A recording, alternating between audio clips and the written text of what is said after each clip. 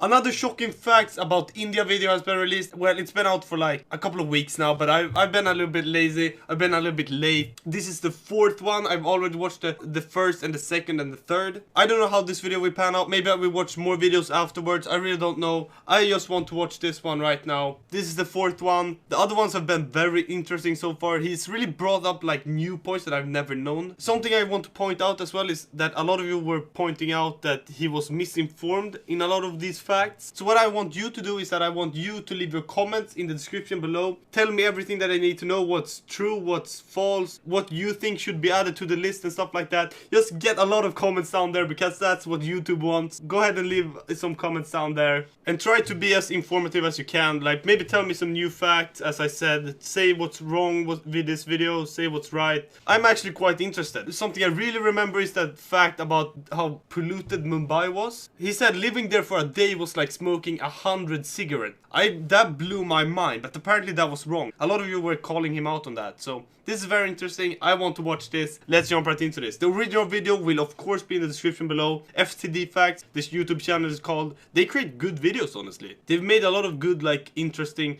and shocking and like good facts videos. That's the ones I've watched though, so either way, I'm talking on for way too much. Let's jump right into this. Let's go. That's Hey everybody, and welcome to FTD Facts, where today we are going to once again be revisiting a great country. Okay. And as you can tell from the title, we are revisiting a country of culture, spirituality, understanding, honor, and that country is India.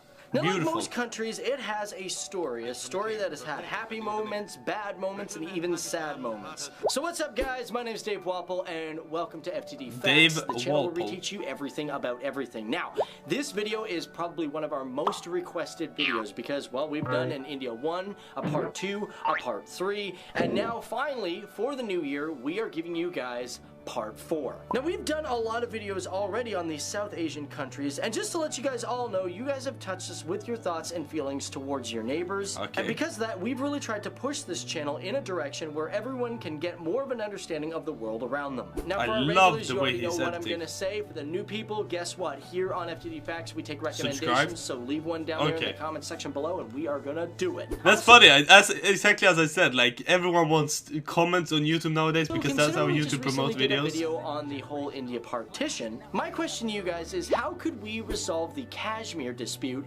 without resorting to violence? Let me know your thoughts down there, and let's get to it. Now, go to his video and answer that question. Maybe leave your opinion down here as well. That would be awesome. I want to read your comments, definitely. Leave some comments, please. Let's go. India is a very interesting country for its imports and exports, and we've talked about those import-exports before. But one thing you might not know is that India grows approximately 1.2 million tons of mangoes every single year.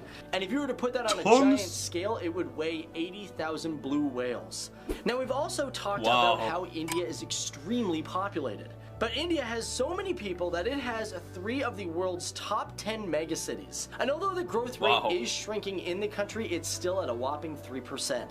Now, many of you in the comment section have wanted us to talk about India's army. Now, not getting into too much detail over it, it has the 3rd biggest army in the entire world. Okay. Now, it is hard to say how big it is after China, exactly, I guess, because some sources say that it has 1.4 million active personnel, with over 1,155,000 personnel being in reserve units. And one of their if I'm not mistaken, the other video said a much larger number, if I'm not mistaken, that I watched. There was another video that I did about the Indian army, where I watched like USA army versus Russia versus India versus China. So they took up like facts about these armies, and what they said there, the numbers they said were much higher than what he said in this video. I don't know what's correct, if this video is correct or the other one. It doesn't really matter. It's still very interesting. Let's continue. The Mountain Strike Corps, which is aimed to defend the disputed border with China, in which they hope to have over 90,000 troops by 2018 or 2019. Wait, isn't that where the Hell March video started, where they raised the flag when the music starts and everyone? I just got goosebumps from that. That's fucking awesome. Wow, so that's where that is. They're disputing the border with China. International Institute of Strategic Studies, they found that India is 8th in the world when it comes to spending money on its military. And they spend roughly about $45.2 billion on its military. Now on the Indian... $45.2 billion? Wow. Subcontinent, Nalanda is considered by some as one of the first great universities. But however, Takshila, which was built around 370 BC, is believed to be the remains of the oldest university in human history. Now, there are a lot of arguments over this. Some scientists say that no, it doesn't count as a university because there's no lecture halls. And unlike Nalanda, there's no housing for its staff or students. And as for Nalanda, it was constructed back in 427 AD. And it went on till about 1197 AD. And it was an institution that was more devoted towards the Buddhist way of life. But it's also theorized that there were students of art, literature, astronomy, and politics. And although scientists are still excavating the grounds, they have found 8 compounds, 10 temples, classrooms, meditation halls, and housing for 10,000 students and 2,000 teachers. That's a pretty fucking cool about education, place. India is home to the world's largest school. The City Montessori School received not only a world record in 2010, but also a UNESCO Prize for Peace Education in 2002. That's awesome. But here's the thing, when I say largest schools, now I'm not talking universities, but I mean this school is the largest in population from ages 2 to 5 because they have over 39,400 attendees a year. They're all kindergartners. 39,000 people at a school. That's crazy. That's crazy. We have all probably heard of a magnetic hill. This is a hill that has a strong electromagnetic currency that will pull a car up the hill. However, Magnetic Hill in Leh Ladakh is one of the most powerful, to the point where not only cars are pulled up the hill, I've never seen planes this before. also have problems flying through it.